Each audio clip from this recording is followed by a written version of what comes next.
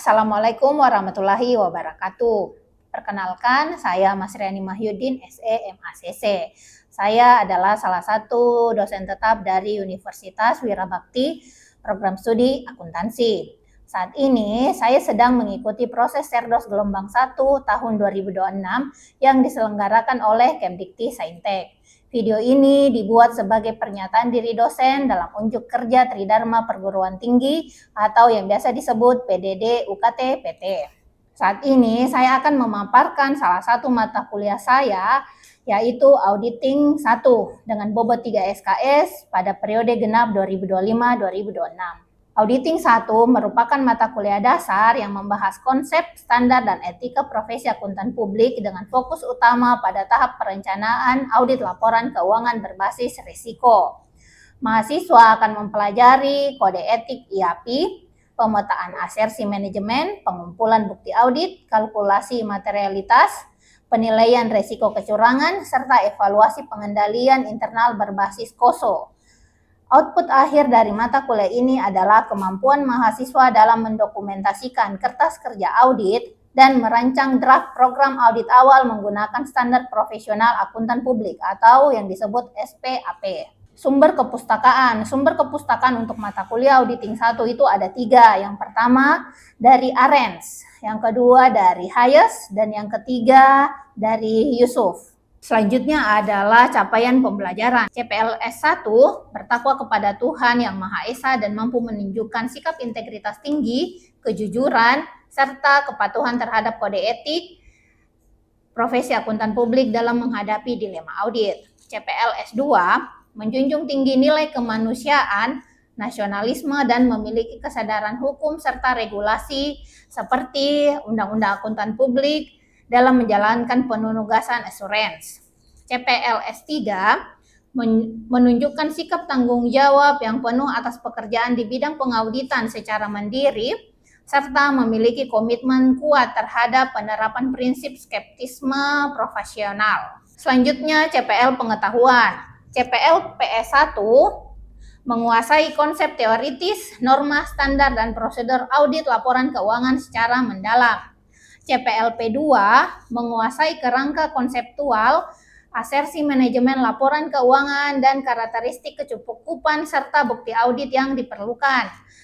CPLP 3 menguasai metodologi penilaian risiko salah saji material, risiko kecurangan, dan penentuan batas materialitas audit. Dan yang terakhir untuk CPLP 4 menguasai konsep pengendalian internal berbasis KOSO dan teknik pendokumentasian kertas kerja serta program audit awal. Selanjutnya CPL untuk keterampilan umum. CPL KU1 mampu menerapkan pemikiran logis, kritis, dan sistematis dalam melakukan analisis data laporan keuangan untuk mengambil keputusan audit yang tepat. Yang kedua, CPL K2 mampu berkomunikasi secara efektif serta berkolaborasi dalam tim kerja dalam menyelesaikan tugas simulasi perencanaan audit lapangan. Yang terakhir untuk CPL KU3 mampu mendokumentasikan, mengelola, dan mengamankan data hasil evaluasi audit secara mandiri dengan menjunjung tinggi akuntabilitas kerja. Selanjutnya CPL untuk keterampilan khusus atau KK. Untuk CPL KK1 yaitu mampu menghitung ambang batas materialitas dan menilai risiko salah saji material menggunakan audit risk model pada laporan keuangan real. Yang kedua, CPL KK2 mampu memetakan dan mengevaluasi efektivitas sistem pengendalian internal atau SPI klien berdasarkan kerangka KOSO untuk mengidentifikasi defisiensi signifikan.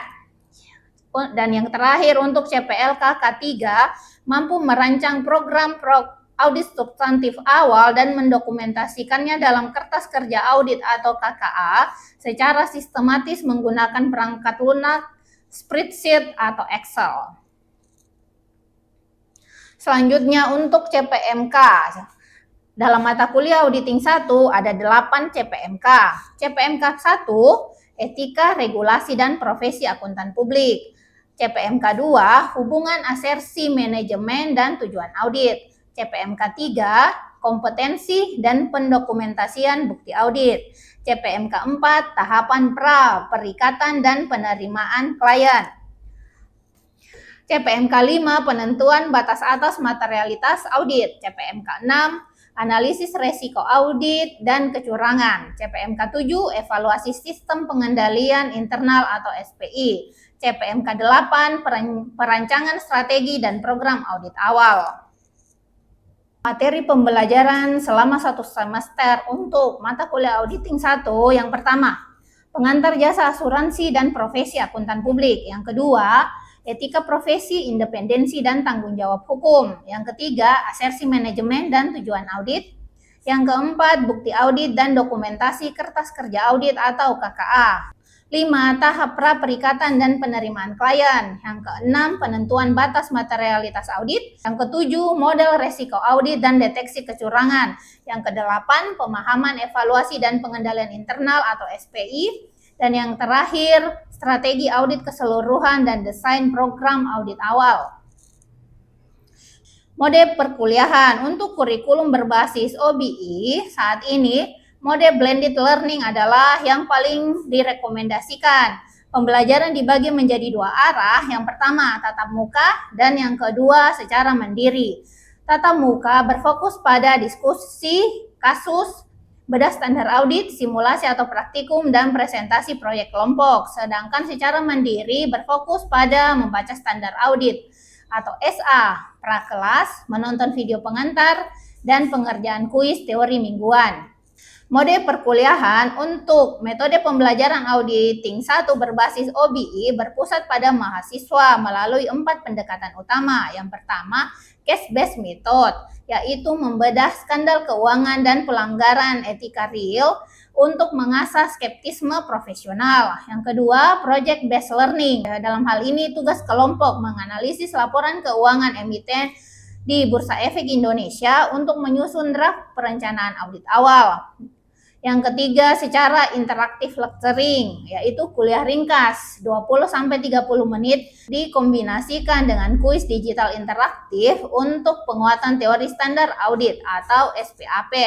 Dan yang terakhir, praktikum terintegrasi, yaitu latihan secara langsung menggunakan spreadsheet Excel untuk mengalkulasi materialitas dan mendokumentasikan kertas kerja audit secara sistematis. Skema pembelajaran untuk mata kuliah auditing 1 akan dilaksanakan selama 16 kali pertemuan. Pada pertemuan 1 hingga pertemuan ke-7 berupa materi, pertemuan ke-8 berupa ujian tengah semester, pertemuan 9 hingga ke-15 dilanjutkan lagi dengan materi, dan pertemuan ke-16 berupa ujian akhir semester. Aturan dalam perkuliahan antara lain, mahasiswa hadir tepat waktu di ruangan sesuai dengan jadwal yang telah ditentukan. Yang kedua, dispensasi keterlambatan 10 menit masih diperbolehkan masuk. Yang ketiga, mahasiswa wajib mengikuti seluruh rangkaian kegiatan perkuliahan minimal 80% dari total 14 kali pertemuan tatap muka. Yang keempat, mahasiswa wajib mengerjakan tugas-tugas yang diberikan oleh dosen pengampu mata kuliah dan mengumpulkan tepat pada waktunya. Yang kelima, selama perkuliahan berlangsung, mahasiswa tidak diizinkan untuk memainkan HP, smartphone, dan HP disilentkan.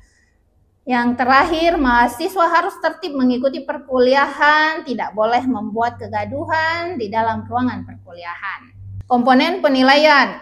Jenis penilaian, kuis 15%, tugas 20%, proyek atau presentasi di kelas 15%, ujian tengah semester 20%, dan UAS ujian akhir semester 30%. Rentang nilai akhir, kisaran nilai akhir besar sama dengan 90 itu mendapatkan nilai A.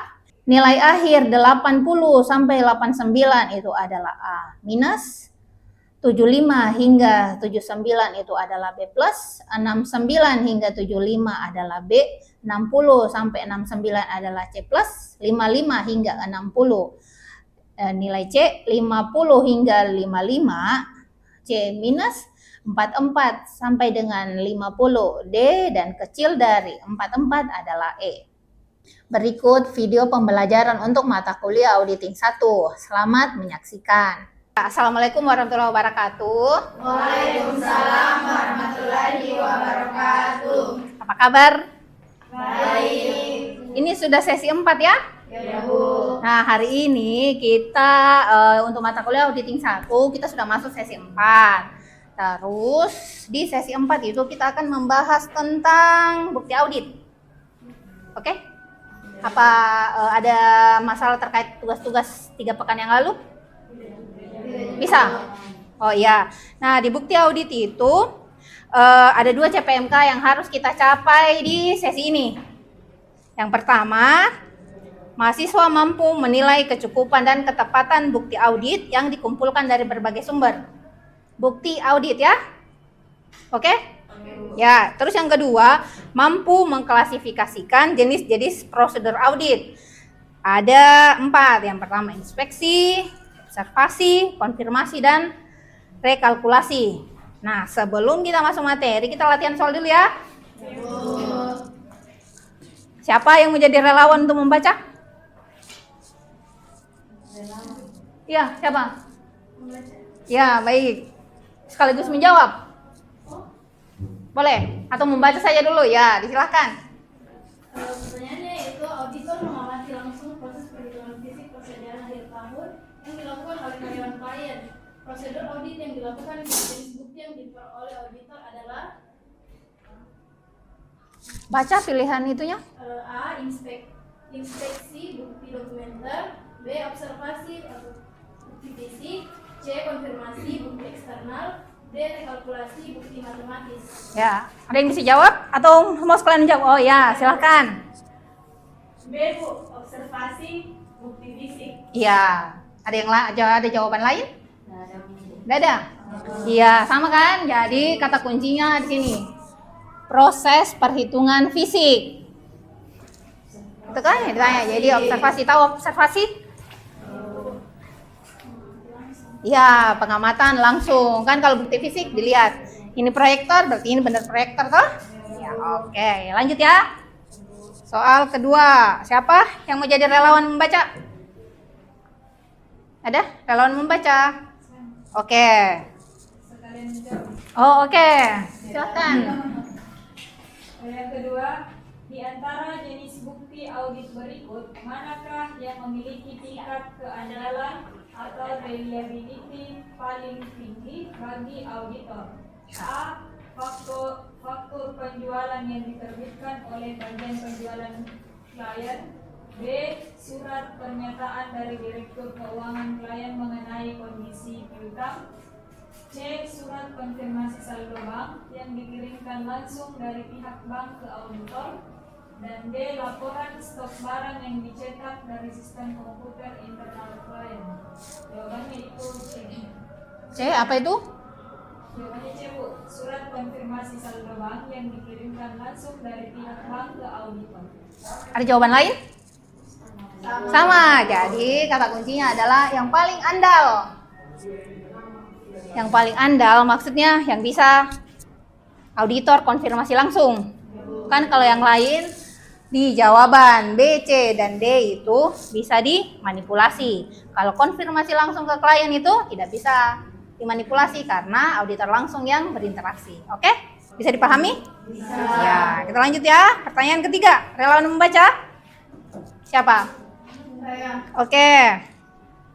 Istilah kecukupan atau subvensi dalam bukti audit berkaitan dengan titik-titik, sedangkan ketepatan atau appropriateness berkaitan dengan A. Relevansi bukti, kuantitas bukti, B. Kuantitas bukti, kualitas relevansi dan keandalan atau bukti, C. Sumber bukti, biaya memperoleh bukti, D.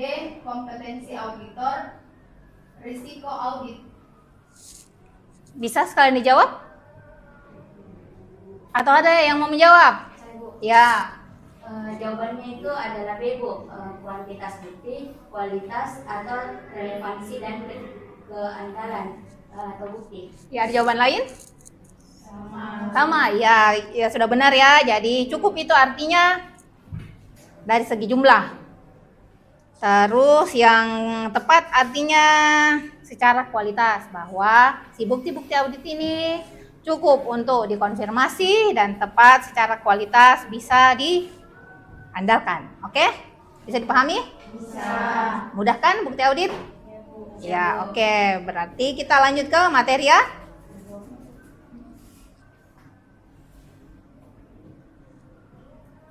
Jadi tadi kita sudah mempelajari tentang latihan soal ya untuk bukti audit. Bukti audit ini diperlukan untuk membuat laporan keuangan. Jadi ada musim-musim tertentu para auditor itu akan sibuk. Baik klien sibuk maupun auditornya. Nah, tujuan untuk yang harus kita pahami dari bukti audit itu memahami definisinya, sifat, serta landasan penting dalam mengumpulkan bukti yang kompeten. Jadi banyak bukti yang tidak kompeten. Kalau tidak kompeten berarti tidak harus dimasukkan. Nah, ada yang bisa membaca definisi bukti audit? Oh, tidak kelihatan. Jadi definisi bukti audit itu adalah segala informasi. Informasinya itu ada yang tertulis, ada yang tidak tertulis ya. Tadi konfirmasi langsung itu tidak tertulis karena langsung berinteraksi auditor dan kliennya. Yang digunakan oleh auditor, jadi kalau bukan auditor kadang tidak dibutuhkan. Jadi tujuannya apa? Cari bukti untuk membuat laporan keuangan. Untuk menarik kesimpulan yang menjadi dasar opini audit. Jadi dalam membuat laporan keuangan di audit, di sesi paling akhir itu yang diminta oleh klien itu adalah 1 lembar kertas, opini audit. 1 lembar ini berperan dalam 1 tahun, itu sangat berguna untuk perusahaan. Bukti yang cukup, bukti mencakup data akuntansi maupun informasi pendukung lainnya. Jadi tidak semua angka itu dibutuhkan. Kadang hanya pernyataan ya atau tidak, benar atau salah, itu yang dibutuhkan oleh seorang auditor. Untuk apa? Untuk mendukung atau menentang asersi manajemen. Membuktikan bahwa saldo di laporan keuangan kas misalnya 300 juta di bank itu benar atau tidak. Berarti itu konfirmasi ke bank ya. Bahwa benar tidak ada saldonya sebesar 300 juta.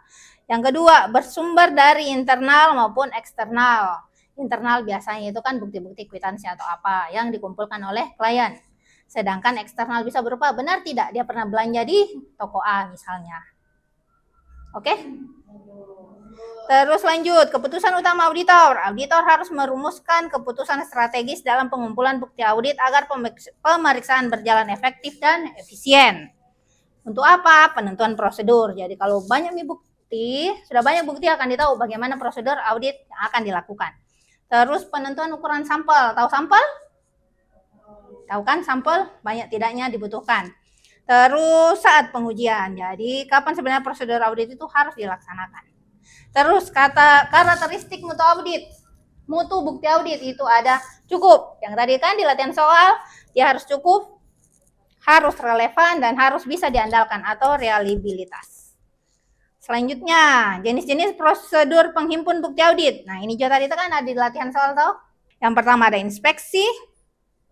Inspeksi. Pernah dengar inspeksi? Catatan, yang itu datang langsung memeriksa catatan. Jadi kadang klien itu punya tidak catatan saldo kas kecilnya, itu yang diperiksa. Dokumen fisik berupa bukti bayar, faktur. Terus aset berwujud milik klien.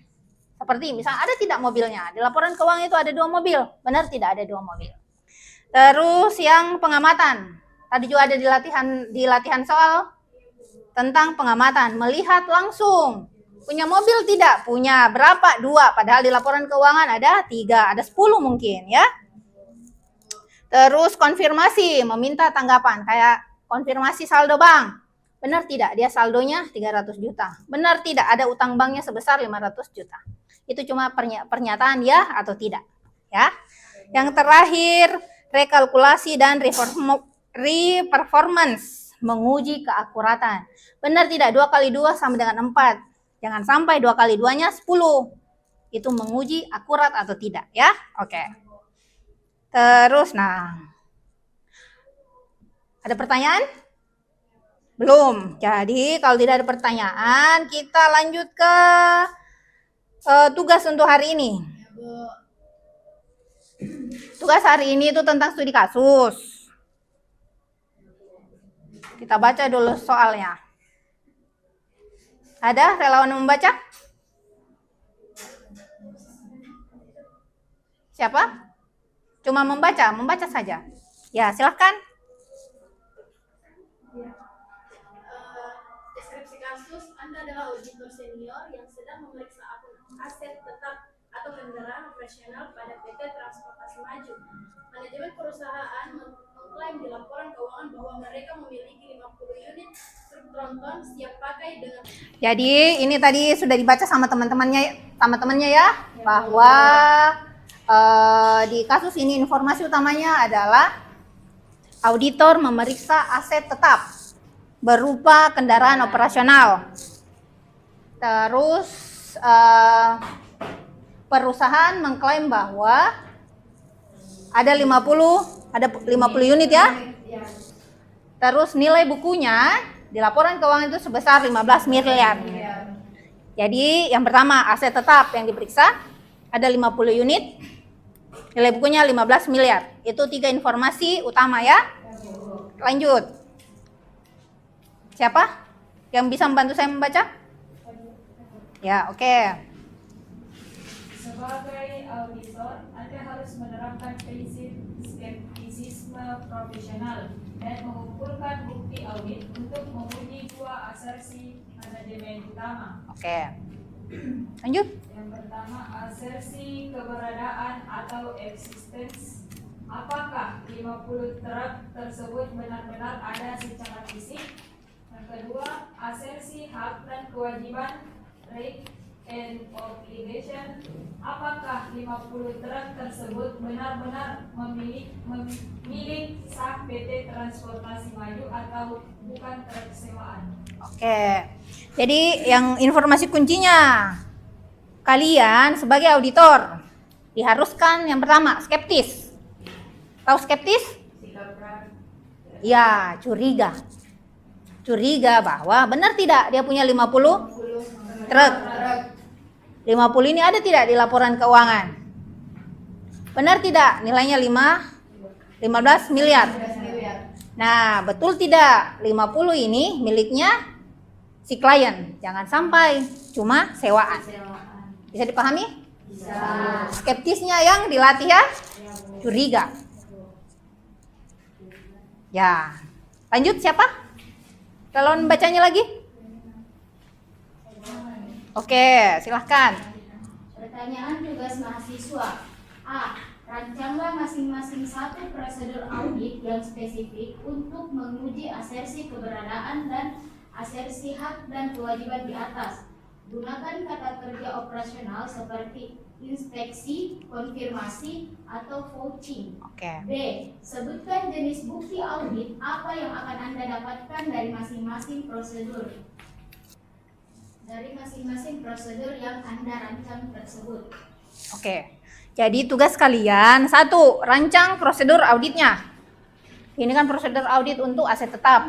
Kan tadi kita membahas bahwa kliennya punya aset tetap 50 truk tronton. Terus diminta gunakan 2 asersi keberadaan, ada tidak si truknya? Terus hak dan kewajiban, benar tidak miliknya? Siapa tahu sewaan? Ya. Terus gunakan kata kerja operasional, inspeksi. Tadi melihat catatannya. Terus konfirmasi, betul tidak miliknya? Vouching. Terus pertanyaan B, bukti audit apa yang dibutuhkan? Misalnya kalau benar miliknya 50 berarti ada di halamannya atau disimpan di mana? 50-nya. Bukti kepemilikan, benar tidak 50 itu ada kan BPKB itu? Ya, BPKB kendaraan, ya atas nama si klien atau tidak? Oke? Ada pertanyaan untuk tugasnya? Ya. Apakah tugasnya ini Bu akan muncul di siakat atau di mana? Ya, jadi pengerjaan dan pengumpulan Semua lewat Siakat, akun Siakat kalian masing-masing. 1 minggu cukup? Cukup. Atau 3 hari cukup? 3 hari. 3 hari? Paling lambat 1 minggu. Ya, paling lambat sebelum sesi 5 pekan depan. Kalau bisa hari ini, kenapa kita harus menunggu minggu depan ya? Masih ada pertanyaan lain? Jika sudah tidak ada, hari ini cukup sampai di sini. Kita jumpa lagi pekan depan. Tolong segera dikumpulkan tugasnya ya. Ya. Demikian video pembelajaran auditing 1 di Universitas Wirabakti. Semoga video ini dapat menjadi pertimbangan positif dalam pengajuan sertifikasi dosen gelombang 1 tahun 2026. Terima kasih. Wassalamualaikum warahmatullahi wabarakatuh.